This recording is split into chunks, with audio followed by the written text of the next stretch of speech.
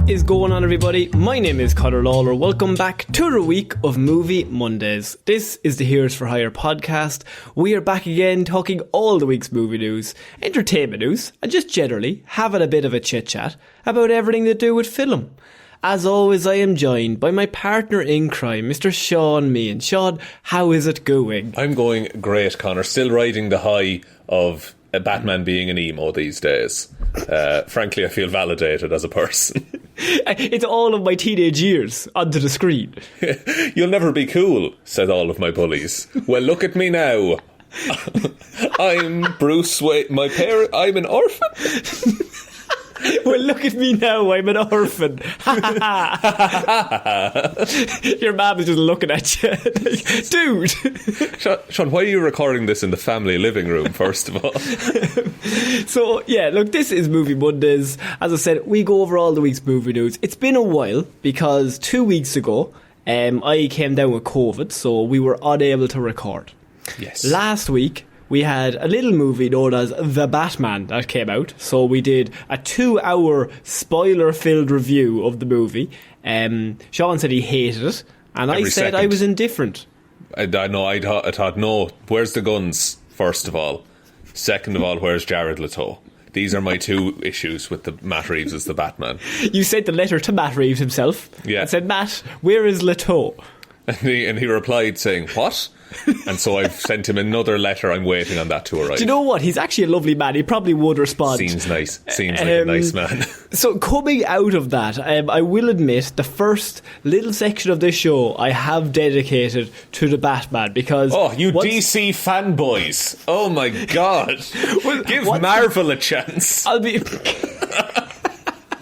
I'll be honest, there's just a bit of fallout when the movie comes out. You know what I mean? There's stories coming out of it. What I will say straight away is, if you like what you hear, if you've listened to any other episodes, we'd really appreciate it if you gave us a like or review on whatever podcast platform you're listening to this on. Just really help us out. It's just a small thing you can do. Yeah. But, Shaun, we're going to have to get straight into it because... Okay. The Batman director, Matt Reeves, came out, and this is our first piece of the Batman news, and that is that the new deleted scene with the surprise character, we have some more details, Shaun, of what it would have been. Okay, so no are we doing spoilers in this? Do we have to do spoilers in this? I think we have to do spoilers. Okay, so unfortunately... This story is going to spoil the Batman, so... do with that what you will, but you probably already know at this point anyway. The internet is not good at keeping secrets. There was one headline I read that was like non-spoilery, but it was like Matt Reeves talks about that villain coming up in the sequel. I hate it so much. And okay, Condiment King. Spoilers from now on. But RTE, the big Irish news broadcaster, like the main one in Ireland, they had like a thing of like Barry Keoghan talks about his massive role in the Batman. Like, well, look, if anyone, as we said, I'm not going to say if anyone hasn't seen the Batman, we have done a spoiler warning. So in the Batman there is a small little scene that I think, Shaun, you said you absolutely loved it. It was the art of cinema. I said it was, once again, indifferent. Didn't have any thoughts about it. No, you flat out said you think it's the worst thing ever put to film. I think that might have been a bit of hyperbole, but I stand by it. And I thought it was neat.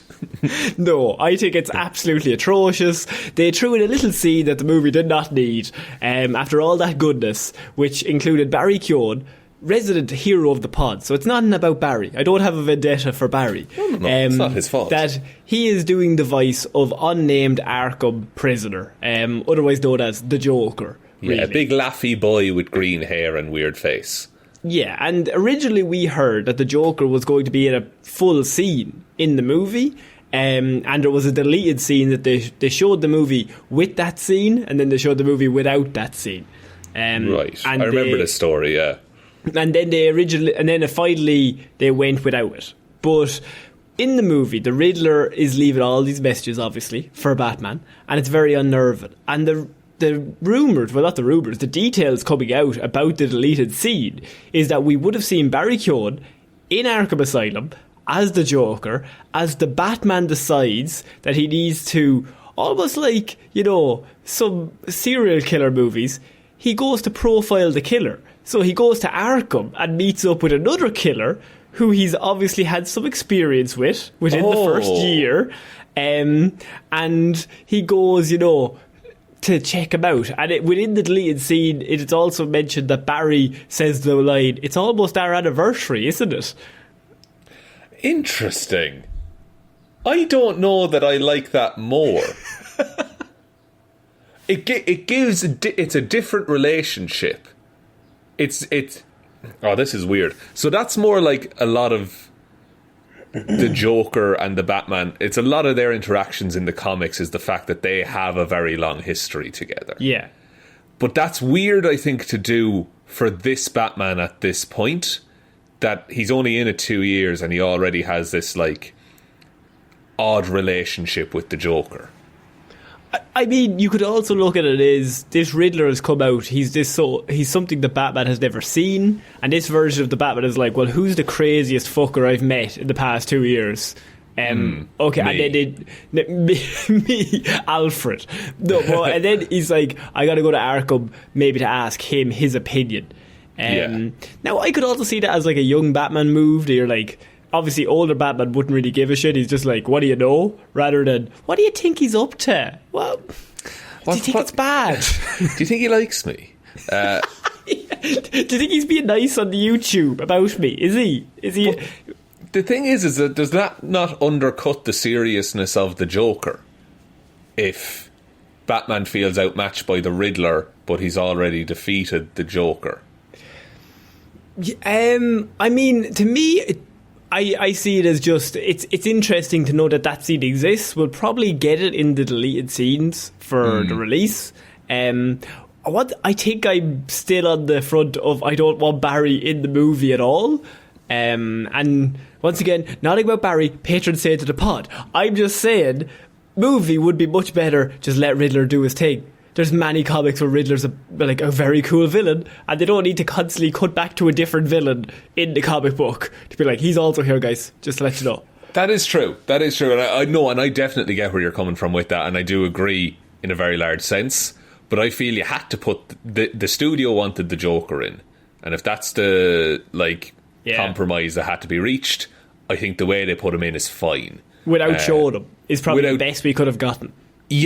Yeah, exactly. Like the best we could have gotten would be that Jim Gordon holds up a Joker playing card and saying, "We got a new guy on the scene." How dare you? That's actually not that bad, to be honest. It's pretty good. It's actually, that's a solid way of doing it. But I think like Joker hype is down now from what it was when Batman Begins came out. People are jaded by the Joker. Yeah, I think it's a scene that we'll probably see moving on, but it's just nice that it's there. I kind of like the idea of Batman and Joker having a relationship and him going to check in on him. I think I might have agreed with you though that year 1, year 2 might be a bit early. I think I more so view that as like a year 10 Batman. And he's going into Arkham and he's like, I'm going to just ask this fucking idiot, this psychopath, what he thinks. But he's like just rolling his eyes constantly. It's more that Bruce is just like, he's going to talk out loud and see what this new element that he drops into it. See what comes out of that, because he's all out of other ideas. Okay, so moving on to our next bit of Warner Bros. We've got the four pieces of Warner Bros. news this week, Sean. My God, the Quad Brothers. This one is just a little one, and it might be my favourite headline of the year. I think it's in March. Okay. In March, I'm going hard, right? This is the one that made me laugh out loud the most, because I had Warner Brothers head shares DCEU vision, says future movies will prioritise quality. Lads, they should anyway. You're 10 movies in.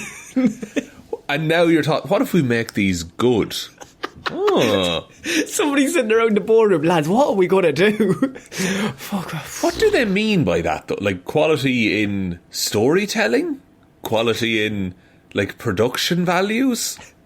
Like, that's such a broad non-statement. Now, Warner Brothers Pictures chairman has a very interesting second name that really makes me suspicious, because his name is Toby Emmerich, Shaun. Oh, no. Now, I don't have it on word that he is related to Moonfall director, one of the world's biggest hacks, Roland Emmerich. I mean, it would explain an awful lot, wouldn't it? It's a very unique second name, so I'm interested to know if they're related. Maybe they're not, and it's just funny. Apparently not. Apparently not.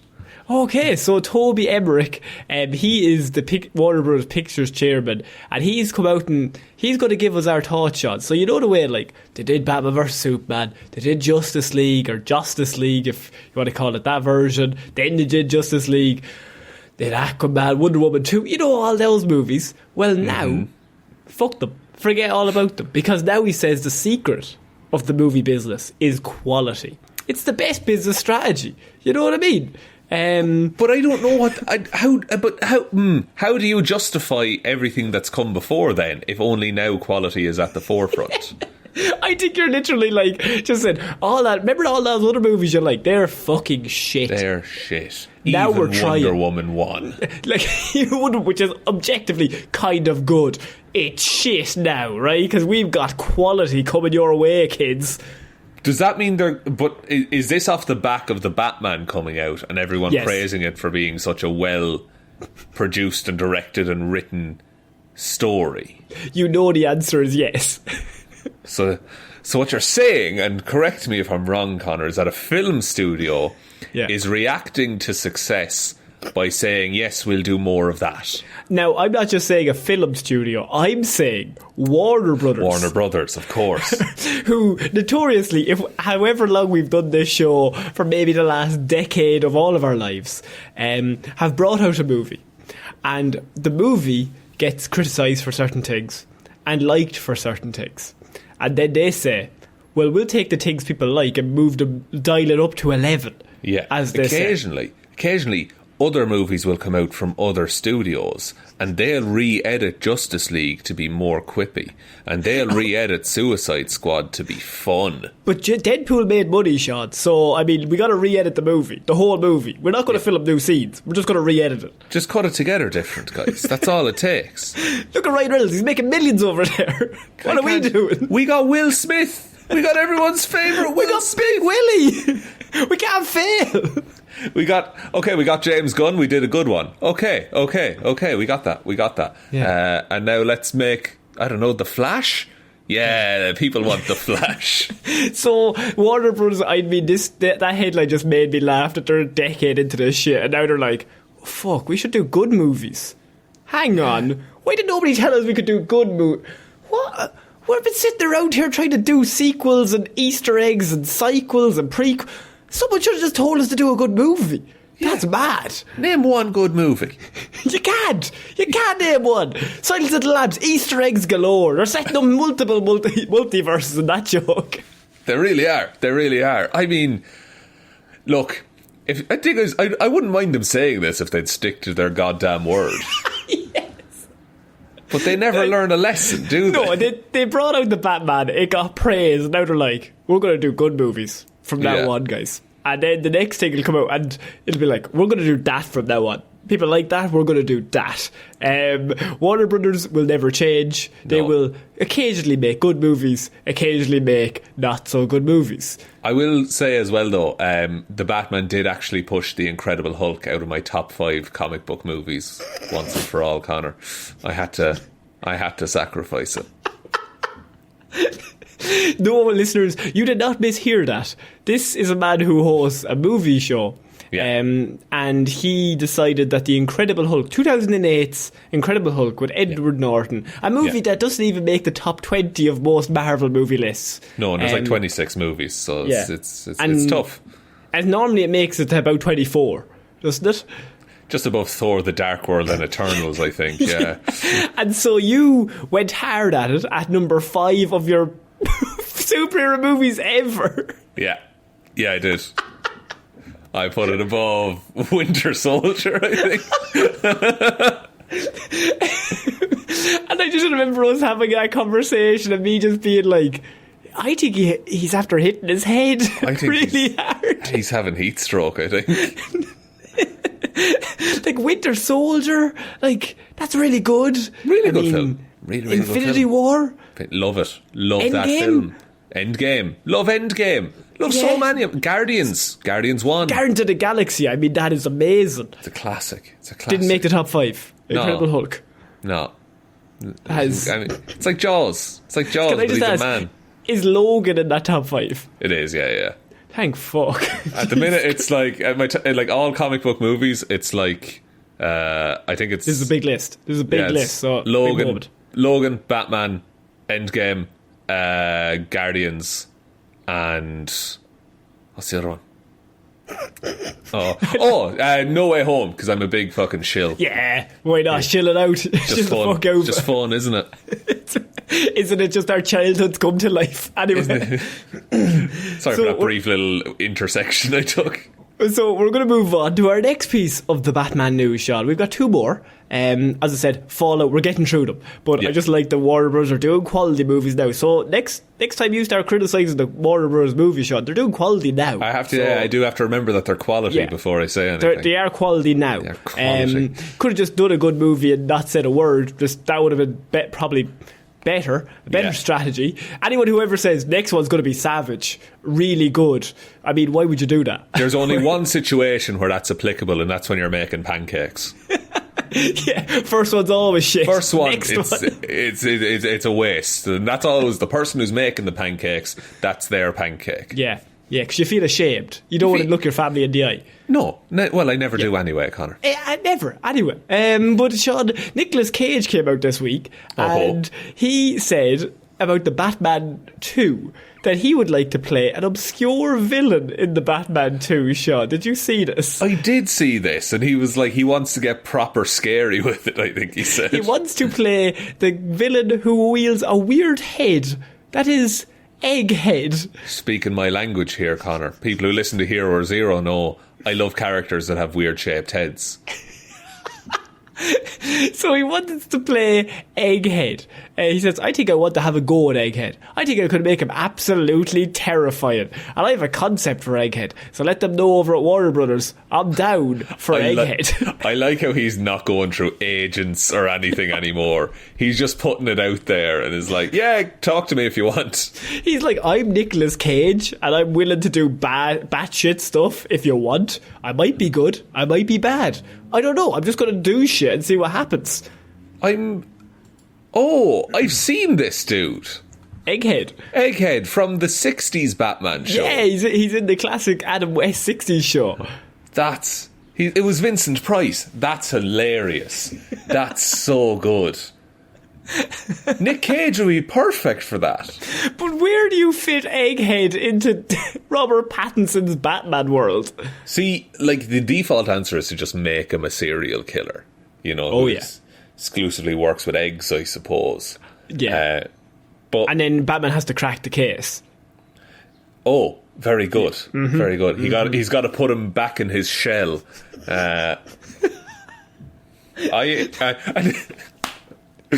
And then who comes along but Barry Keoghan playing the Joker? Oh no, it's the Joker. Oh, he's so full of protein.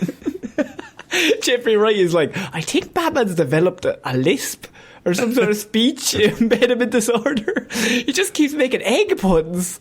So, apparently I'm on the wiki here. Apparently he does make a lot of egg puns in his speech. Oh, he's got egg puns, he's got egg motifs, he's got egg-based What's his weapons. powers, though? He just really loves eggs. He's a bald man who loves eggs. No, he's really smart. He's a really smart man who loves eggs. Like the quiz show Eggheads. It's similar. It's based off him, would you believe? Right. Okay, I do believe it.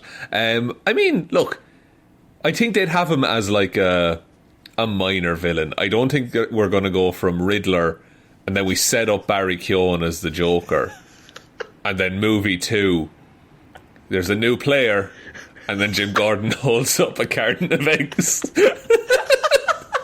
We've got a new player in town and he's just frying a fucking omelette when he's saying it to him. this is Gotham. This is Gotham on drugs. And then he cracks Look at the this egg. chopped tomato I put in. That's the citizens of Gotham being eaten alive by Egghead. This spring onion I'm slicing. This is all the money this is costing the police force. Mixed herbs, if I do. And then it turns into that scene from Spider-Man 3 where they're making really terrible dancing. omelettes. Yeah. I just wanted to cover the fact that Nicolas Cage, no agents, no talking to studios. He's like, I'll just be Egghead, lads, if you want me. That's all I want to do now. He just wants that paycheck. Fair fucks to you. I mean, he's a massive nerd. Like, did he have Spider-Man #1? So I think it's the Superman #1 he has. Superman #1. Sorry, I apologize. Yeah. No, you're fine. I don't mind. Thank you, my son. So we're finishing off our Warner Brothers section of the show with the final piece of news that caught my eye, and that is Matt Reeves, of course, director of the Batman. I'm going to get sick of saying this. God amongst men. Very nice man. Watch that interview we did on YouTube. What did we say? Real Blend? I think Real Blend. Real Blend. He's on like their podcast interview thing. It's like an hour and a half long, and he just talks about everything that went into making the Batman. Yeah. And someone understands the character of Batman, Connor. I don't know how to tell you this, but a film producer really likes Batman. It doesn't make any sense. He was like saying Batman shouldn't use guns. I was like, but that doesn't make him cool. Yeah. How's he going to kill people? How's Batman going to murder? How's he going to make everyone a load of orphans? He loves making people orphans. So we're moving on. Yeah, the last piece of news is that Matt Reeves has come out and said that there is a possibility, maybe, he says maybe, that Robin may be appearing in the Batman 2. At this point, I feel like he hasn't probably written it yet, so he's still kind of throwing around ideas. But he says there is a possibility that that Robin could appear. Now, my question to you is, do you think this world needs Robin? Do you want Robin in this? What's the story? I don't think it needs a Robin. Like, Batman usually gets Robin for, like, later on to, like, guide him down a better path, because he knows he'll kill the person that kills his parents. One interesting way you could do this is because we've said that this version of Batman is too young to have a Robin so far. So you could do a time jump. That's one way you could get around it. Or, in this movie, like, I don't know, a baby is left on the steps of Wayne Manor, and he's trained, like a Damian Wayne kind of thing, he's trained from birth to be a great fighter. Okay. Rather than a Dick Grayson, he was an acrobat and his parents were murdered and all that.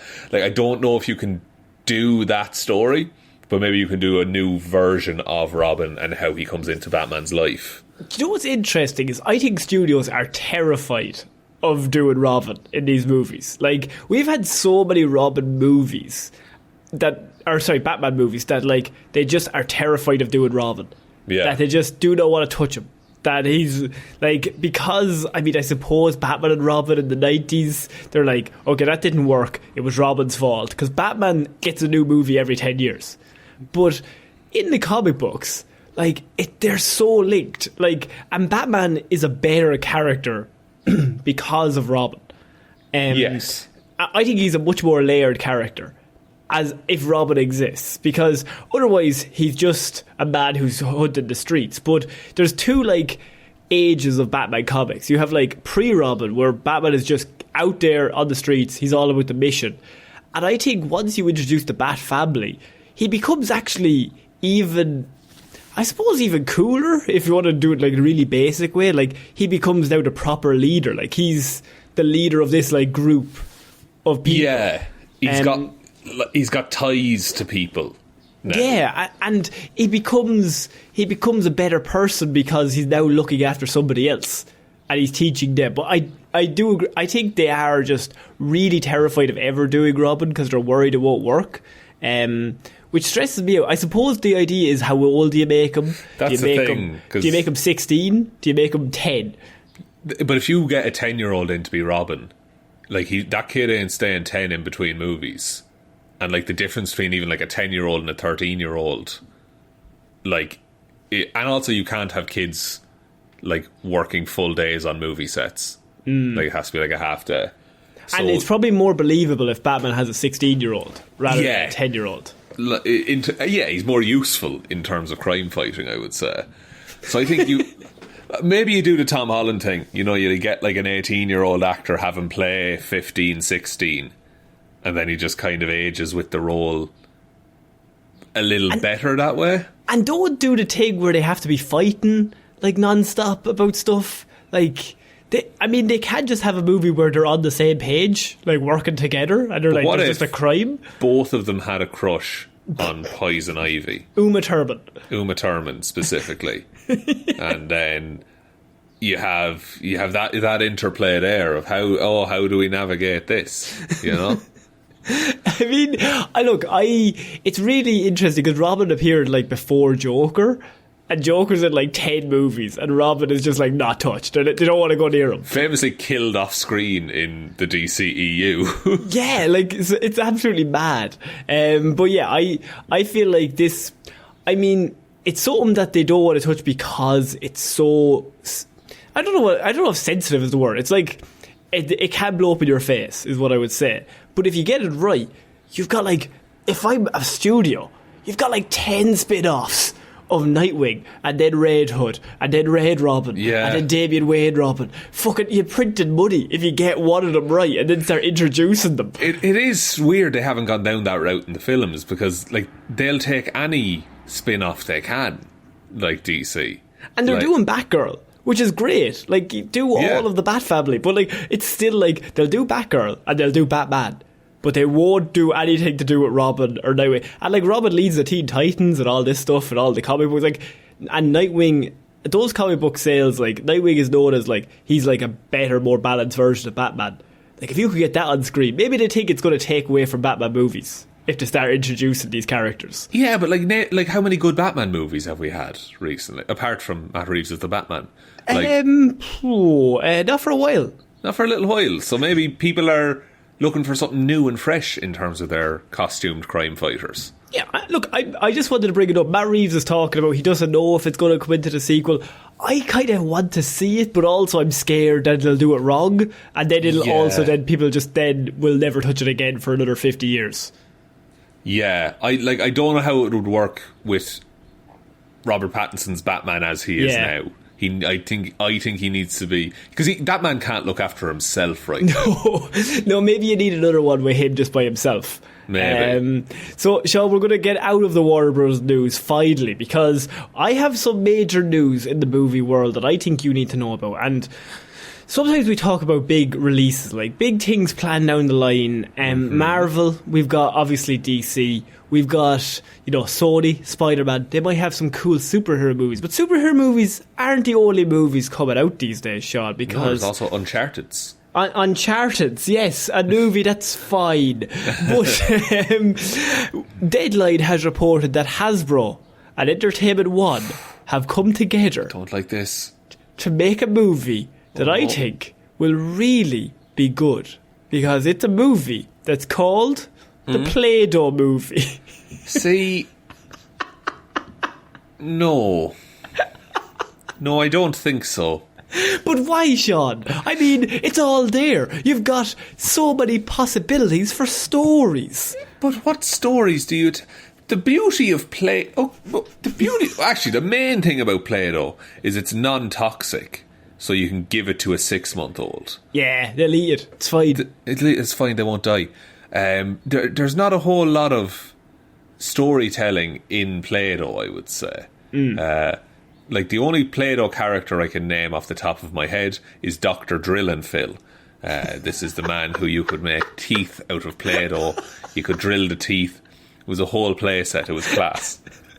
Just mostly for dentists, dentists. Mostly for training dentists and for kids who would go on to have braces and headgear and think back to past trauma, of course. Yeah. So what I want to know is, and this sounds like the dumbest question in the world, Connor. Yes. I know that going into it. Is the Play-Doh movie aimed at children? I'll be honest with you, I don't quite know, because all we know is that it's coming out. The director will be John M. Chu, who's best known as the director of 2018's Crazy Rich Asians. Okay. So, pretty good director. Quite a good director. Emily V. Gordon will be producing it, and she wrote The Big Sick. So, pretty good.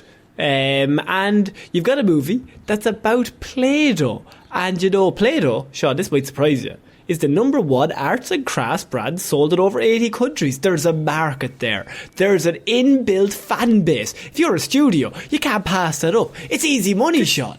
This is the Lego Movie effect, right? Which is that yes. people didn't see, they told a really good story through the medium of Lego. Yeah. They made a movie about Lego and it sold really well.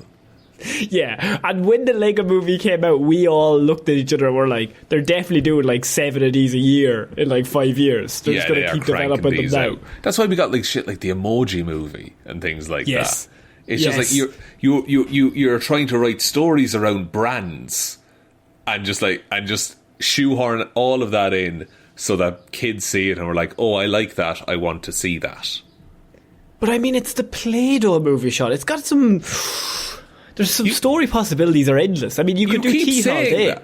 You can do teeth all day. That's fine. You keep saying the story possibilities are endless, but you keep circling back to the one Play-Doh example that I came up with at the start of this. But isn't that the magic of Play-Doh? That, you know, it's really up to yourself and your own imagination as to what you create. That is true, but how do you structure a story in that? What's interesting about that? Does the Play-Doh have depression? It's like I feel like I'm trying to sell you on this, and it's a multi-million-dollar idea, Shaun. Well, okay, let's brainstorm a plot right here. Okay, so a child goes to work at the Play-Doh Fun Factory, right? Yeah. There's a big lever, you pull it, bunch of shapes come out. Child falls in the machine. He becomes Play-Doh. Becomes a shape, exactly. He's a star. That's probably one of their shapes. Let's do a star, so why not? That's a shape. That's a shape. That's one of the 5 shapes. And I don't know. Then he gets packaged into a Play-Doh tub, shipped off somewhere, and then he dries out in the air. Like, what happens? Why does any of this have to be Play-Doh? Because Play-Doh is a brand and it makes money and we're getting a movie, right? So shut your fucking mouth. Also, a Play-Doh world. If these are regular characters going around a world of Play-Doh, that sounds horrifying. That's a multiverse possibility, Shaun. I'm just thinking as a studio here. I'm seeing money. I'm seeing dollar signs. This is easy. This movie is going to fail hard, man. This might be the one that bursts the bubble. Honestly, I think the bubble should have burst many movies back, but we've gotten to this point, and I feel like somebody needs to point at them and just say, stop. Just stop that. Yeah. Just write a different idea about a new movie. Just give other directors and writers your money. Please. Come up with an idea that nobody else has come up with, that's not anything in the world at the moment, and just do that. Use imagination. If these people understood Play-Doh, they would know it's about the limitless power of imagination. Yeah. And they use that to make a fucking Play-Doh movie. Smart. Think about it. Are you sure that this accomplished director isn't directing like a Play-Doh movie? I think they've about tricked the philosopher. I think it was one of those, they put the hyphen in the wrong place. Yeah. He's like, I'll sign on. Yeah, sounds good. That's how Bill Murray ended up in Garfield. Well, Shaun, what I've done here is cleverly, I've put the Play-Doh movie news, and back to back, I've put another news story that I think is going to really excite you. Mega really blocks. Get the juices going, because the Lion King prequel, the story is finally kind of been teased. It's finally come out, because we've always said, Shaun, what the Lion King needs, especially the animated version, prequel. Not just a sequel, a prequel. Prequel. What happened before all the interesting stuff happened? I want to know how we got to the bit before the interesting bit. That's want what to I've know always said. What happens in The Lion King, because I've not seen it. It's pretty self-explanatory.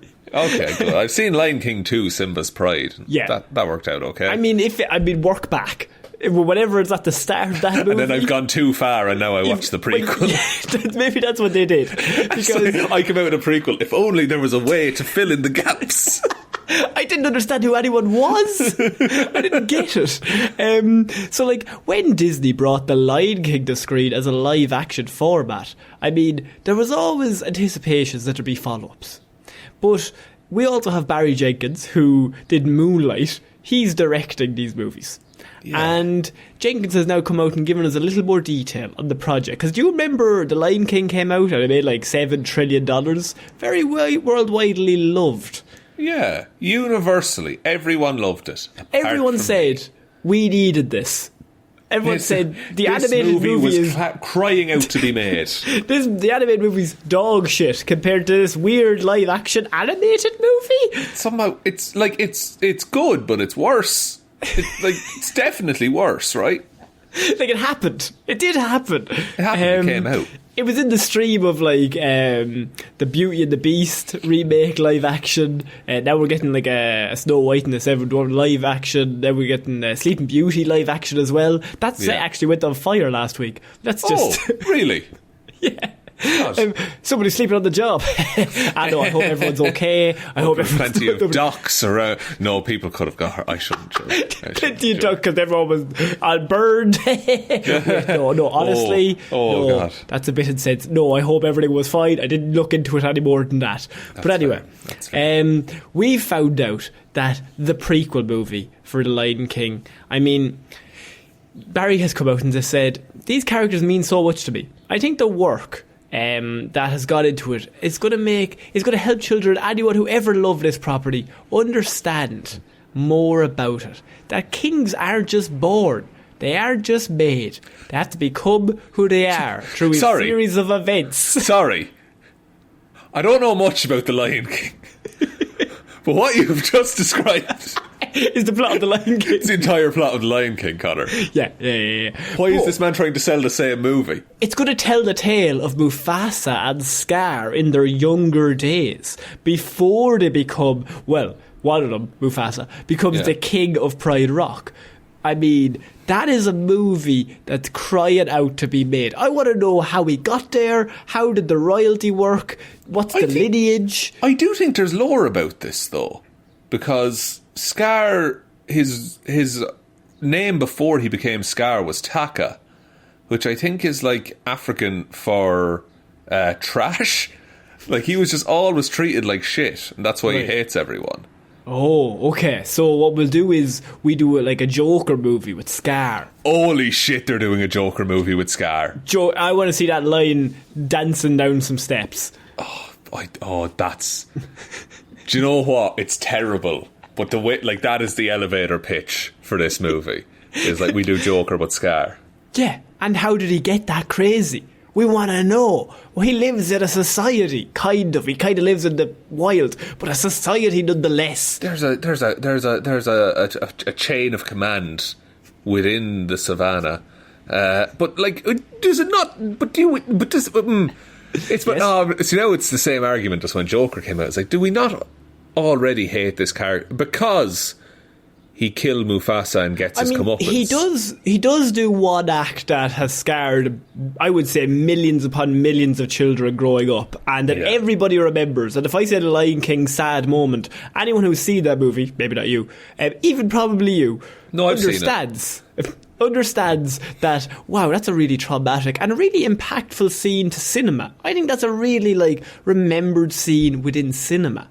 And what an achievement for an animation to be able to convey that kind of emotion. But I want to know what happened before that. What just made him so grumpy that he wanted to do it? They're trying to Loki-ify Scar, I think, and make him what if he turns out too cool?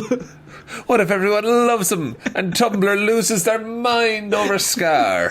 What, half of his face is angry, the other one is so happy? No, this all seems very pointless and worthless to me. And Barry Jenkins, you're so talented.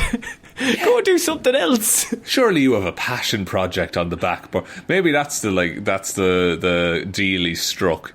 It's just like, you make 18 Lion King movies, and then you can make your movie about the Wheel of Cheese who goes on an adventure.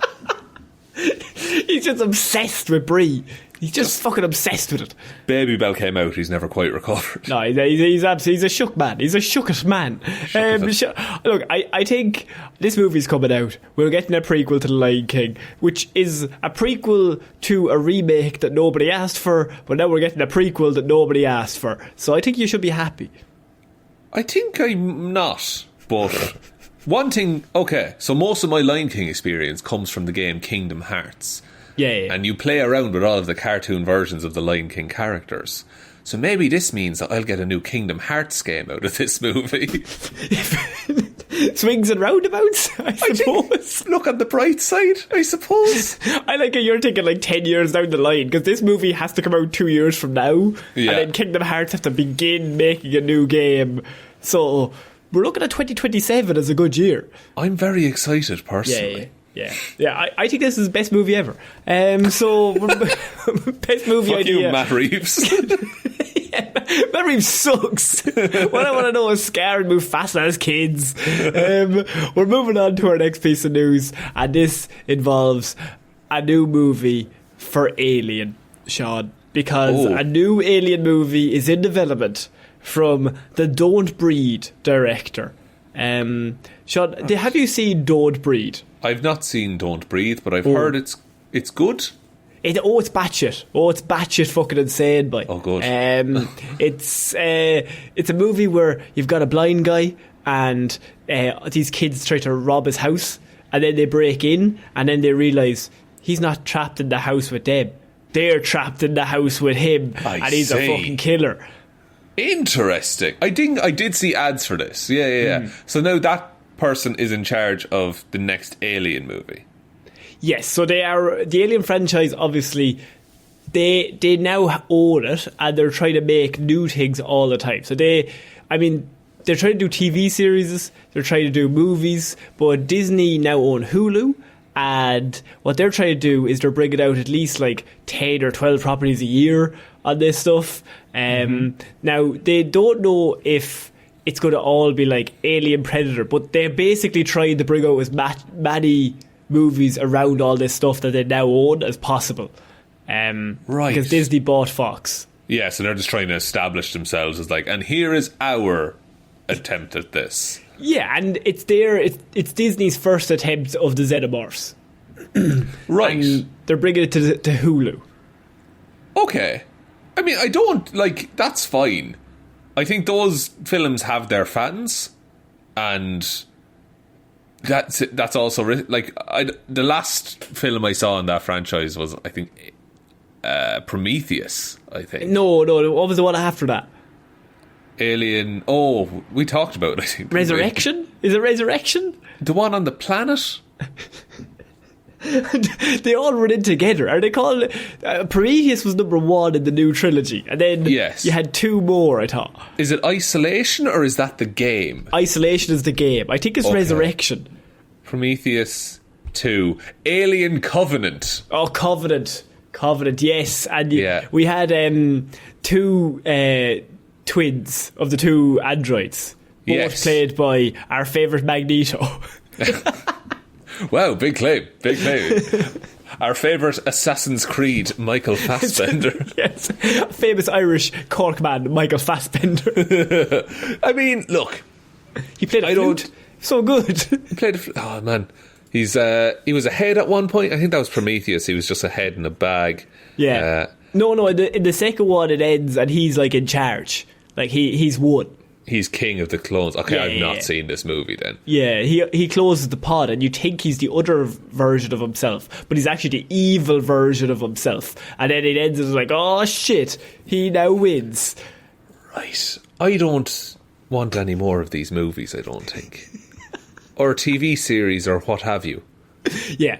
But, I mean, I thought you'd be excited because I know you like aliens. I'm more of a Predator fan, and I've been burned on that one pretty badly. In the last few years, yes, that is quite... The last one was atrocious. I did go on a big rant about that at one point. But do you remember Mr. Brody in 2010? That was a great one. I mean, yeah, that was pretty good. Yeah. But that was 2010, my dude. 12 years ago. It's more than a decade. That's fair enough. But now they own all that stuff. So Disney are throwing all the stuff at it. Now, I will say, Don't Breathe is an excellent, like... I wasn't going to say thriller, but like tension. Yeah. He's great at that kind of horror in the dark tension, which could work really well for the Aliens movie, like, or an alien movie in general. That you've got these aliens like popping out of places and people are like sneaking around. I mean, it writes itself. Yeah, but that's what the first Alien is. That exactly. And of course Prometheus is, let's take our masks off and breathe on this planet. We don't know if it's safe to breathe on.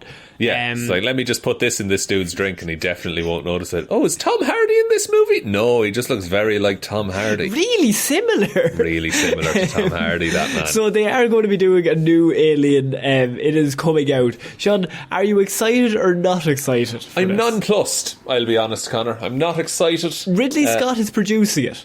That doesn't hold the same weight, I don't think, as it used to. I think that man will produce anything. I think he's just like, he's doing these until he dies. He's fine. Get that money, Ridley. You get that money.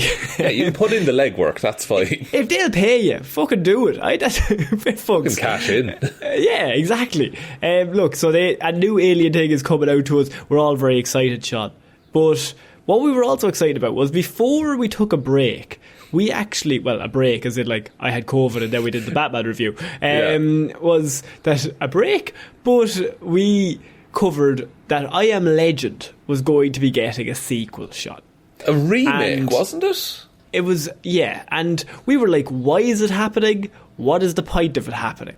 And this is like a small story to let you know why it's moving forward. Because... And the only reason I bring this up, you will find out very soon, and you'll figure out why I would never bring this back up, because we've already talked about it. But a few more details have arisen, because Will Smith signed back on.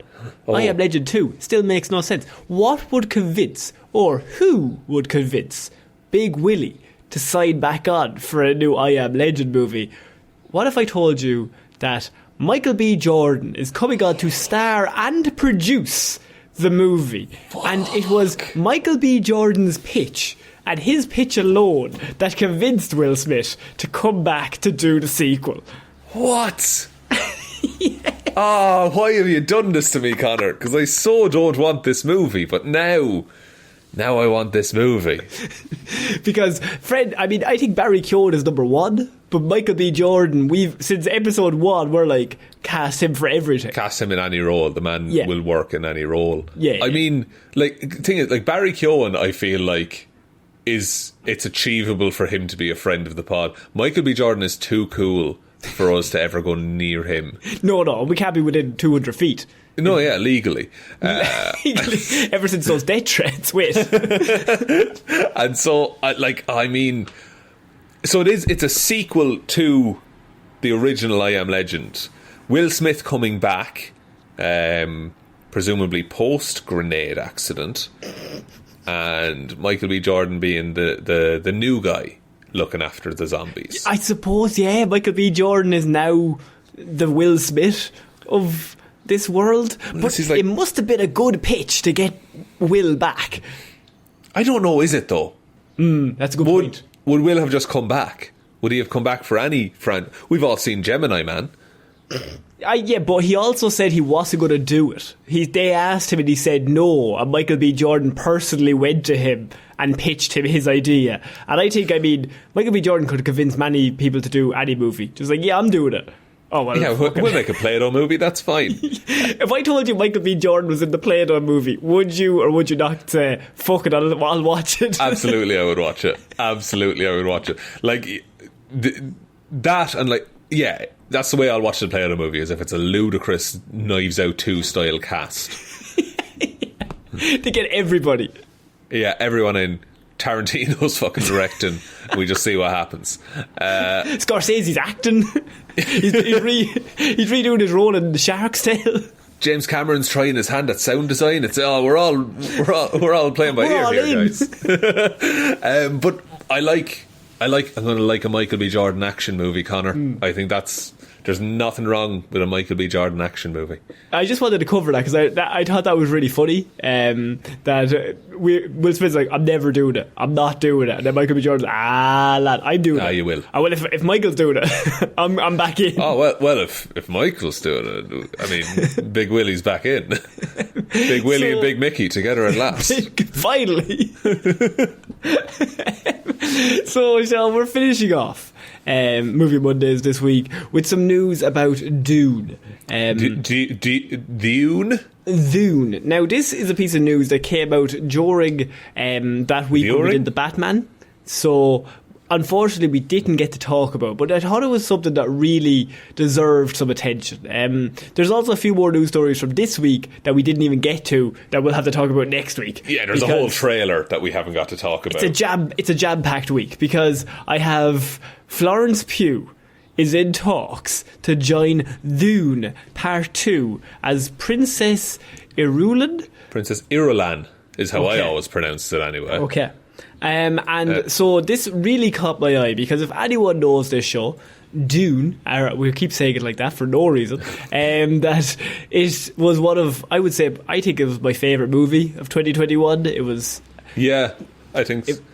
Excellent. Excellent, really. Just flawless. I would nearly call it a flawless movie, to be honest. And you, as someone who's read the books, thought it was great. And me, who hasn't read anything, thought it was great. So to me, I was like, okay, that's a really good adaptation. If everybody thought it was good, everyone can enjoy this movie. Yeah. And so, if you remember, the cast in Dune 1 was off the charts, and then something happens in the movie, and it means they have a lot less cast to do things with.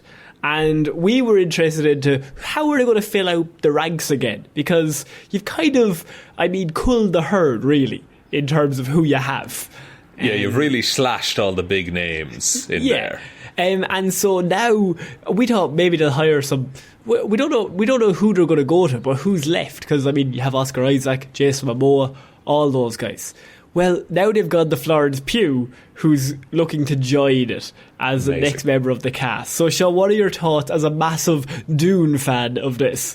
I really like it. I was talking with a friend of the pod, Ed Ball, patron of the pod, Ed Ball, about this, and I think she's a really good cast for Irulan. Irulan's kind of a weird character because the way it's set in the books is that each chapter starts with a little paragraph, and that paragraph is written maybe 50 years after the book takes place, and they're all written by Irulan. She's like a historian talking about Paul Atreides. Right, okay. She's also a princess she's the daughter of the Emperor, who you'll recall in the film Dune, the Emperor betrayed the Atreides. Spoilers for Dune, a book from 1972. I think it was the 60s. The 60s, okay. But I love Florence Pugh as the casting. I think she'll bring something really cool to that character. There's a load of stuff I want to say about that character, but it's actual spoilers, so I don't want to. And I understand that. So that's why I wanted to come to you, because Florence Pugh, to me, is probably one of the best actors working at the minute. Everything she's in, she absolutely steals nearly every scene that she's in. Yeah. And we even seen her, even in a small way, in the Hawkeye show. How often is she in that show? What, a half 2 episodes? Yeah, half of 2 episodes, maybe. And she absolutely kills it. Black Widow, she kills it. But she's got a whole host of non-Marvel movies that she also absolutely kills it in. She was in Little Women with Timothée Chalamet. They know each other well. Didn't she win an Oscar for that? Or was she might have been nominated. I don't know if she won that year. No, but she's a good actor anyway. Yeah, so you have Timothée Chalamet, Rebecca Ferguson, Zendaya, who's meant to get a massive role, I assume, in the part 2. Make no sense if she got 10 minutes of screen time again. Imagine the balls. But they also said Josh Brolin is returning. in part 2. Oh, is he? I wouldn't know anything about any of that, Connor. You divil. You knew. I know so much, and I'll never tell you. No. I want you to be surprised. Now, here's the thing. I also have further news about Dune. Two things. One, Florence Pugh, which is massive casting. She's joined the crew. I was like, okay, that's the big news story of the week. Like, that opens up a whole host of new things. But also, Dune Part 2 will leave the door open for a third movie and could lead to a total of 6 movies. My God. Says the writer of it. Holy shit. Okay. So I'm like 5 books in Dune, right? Yeah. The series spans 30,000 years. Yeah. Most of my favourite shit happens in the first 100. So I just want him to get like the first 100 years, and just then I'll be good. I'll be happy. So the fact that they're saying 6 more movies, I think he's probably saying 6 because he's the writer of Dune Part 2. But to me, I would say they're probably going for the trilogy. Isn't the trilogy Dune, Messiah, and Children of Dune? Children of Dune. So that's like the main trilogy with Timothée Chalamet's character, isn't it? That's it. Yeah, with Paul. So there's, and it's weird because they've split Dune into 2 parts. The first book.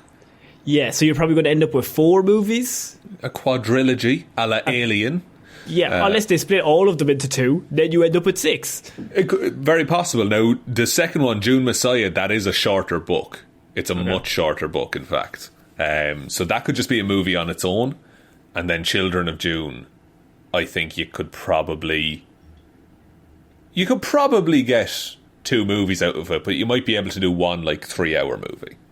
Right, and look, I just wanted to bring this to you because we always talk about planning too far ahead for a massive property that studios are always like, we'll make 7, we'll make a multiverse, and it's always like the downfall. Just make one and then another one and then another one. And make each individual one good. So are you blinded by your love of this series? I think I might be. But I think it's really good though. And if we just get what we got with Dune Part 1, if we just get that more times with the story, that's perfect. It's kind of filled you with hope that, because it was so good that it had no right to be. That movie should have been balls to the wall, boring, absolutely nobody should have been into it. That movie should not exist. Dune, that shouldn't, there's a documentary made. It's called Jodorowsky's Dune. And it's a movie about a guy trying to make a Dune movie. And it's batshit insane. It was going to cost $600 million to make in the 80s or something like that. It's insane. It's one of those where I went into it going, there's no way they're going to do this right. I thought you were going to hate Dune. Yeah, and I'll be honest with you, I think you thought you were also going to hate Dune. I was ready to be disappointed, yeah. How you were for Dune was how I was for the Batman, where you go in and you're like, it's going to be shit, it's going to be shit. Oh wait, they actually did it. Oh no. It's so good. But I was sold on that movie within the first 10 minutes. Because it just gets it. Yeah, it just captures the vibe perfectly. So, look, so we get more movies of that. Unreal. All I'm saying is plan for another 5 or 6 coming your way. They're definitely probably doing the trilogy. I would hope so. Especially after Part 1 and the success of it. I think Part 2 will also make a lot more money. I think it's just going to grow. I think the hype is going to grow for this series.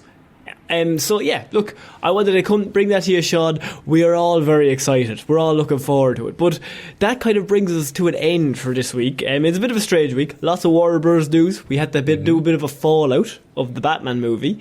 But we'll be back next week with just a lot of more general news. Later in all sorts of places, not just Play-Doh. Not just, there might be a Play-Doh update where you tell me it's Michael B. Jordan is set to be the antagonist of the Play-Doh movie. Michael B. Jordan and Timothée Chalamet, both locked in. Florence Pugh on sound design. What? James Cameron fired. He's doing Avatar 7. But would you like me to take us out, Connor? Yes, please. Thank you everyone for listening to this episode of Movie Mondays. We will be back on Wednesday with Weird News, Friday with Hero or Zero, and Monday with another episode of Movie Mondays. Big shout outs to everyone over on the Patreon. Everyone over there supports us, helps us keep making the show, and we appreciate it endlessly. So big shout outs go to Waffles apologises for sending you false potato news. He's very sorry. May gourd have mercy on your soul, on his soul. Okay, listen here, Waffles. Yeah. We're not mad. Yeah. We're just disappointed. If anyone doesn't understand what he's talking about, it's we did a story on Weird News about a man in New Zealand who had the world's biggest potato. Obviously, for Paddy's Day, we had to talk about it. Then it turned out to be not a potato at all, and he got kicked out of the world record attempt. Yeah, and all his friends won't talk to him. His wife left him, I'm fairly sure. And good for him, says I. And I was sent that story by Waffles. So look, as Shaun says, not angry. We're going to be wary from now on. I'm going to have to do a few more verified checkups onto these stories he sent in from New Zealand. Is it true? Is it not true?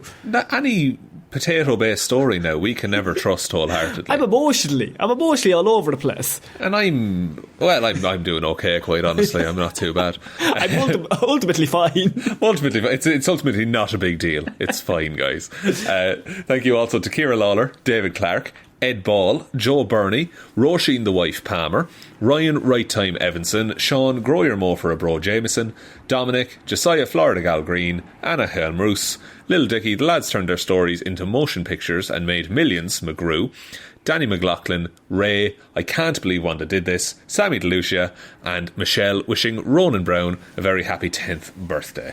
So thanks everyone for the continued support. Really do appreciate it. Head on over to the Patreon if you want to check out all our movie reviews. We will be doing a review of Moon Knight when that comes out. We're both very excited for that, I think. And other ways then that you can support the show, as Connor said, you can leave a like and a review on whatever platform you're listening on. There is the Twitter then, it's @HeroesForHirePod, the 4 is the number 4. Facebook is Detective Divilment's discussion group. Instagram is Heroes for Hire Podcast. And the best way to ever help out the show is to tell one human being that we exist. Just the one, please. And I think that's about it, Connor. I think so. So I've been Connor Lawler. I've been Shaun Lee. And we shall see you all next week, guys. Bye. Bye.